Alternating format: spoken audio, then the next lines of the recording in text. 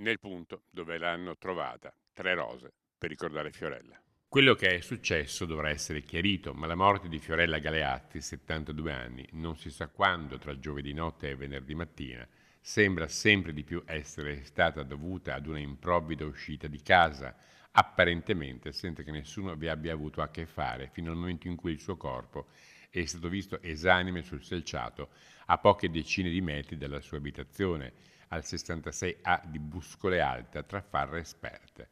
I fatti restano comunque al vaglio di carabinieri e magistratura. Non abbiamo ancora alcuna notizia e aspettiamo che le forze dell'ordine e i vari inquirenti facciano quello che devono fare, insomma, e aspettiamo di sapere l'esito.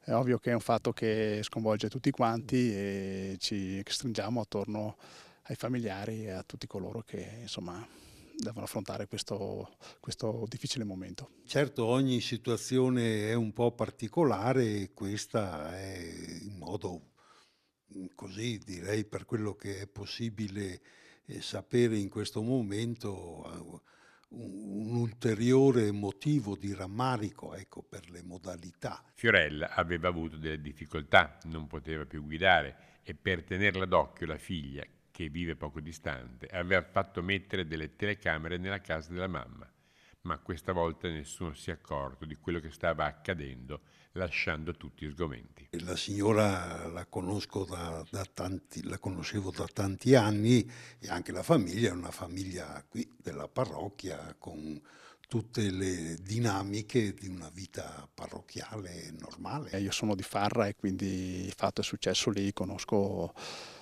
i familiari e mi sono visto con loro ieri e siamo qua.